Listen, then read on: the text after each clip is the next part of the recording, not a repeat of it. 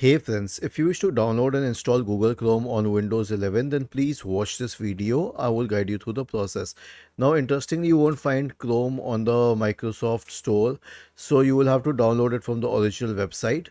Now, open any browser and then search for Chrome download and hit enter. Now, go to the Chrome web browser page, click on download Chrome, okay, and then it has downloaded.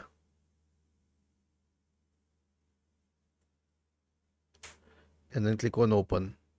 That's it. For this specific software, all you need to do is click on that option and it will start connecting to the internet and installing automatically. Was this helpful? If yes, then please subscribe to the channel. If not, then let us know in the comment section of the video on how we could help you further. Thank you for watching this video and have a nice day.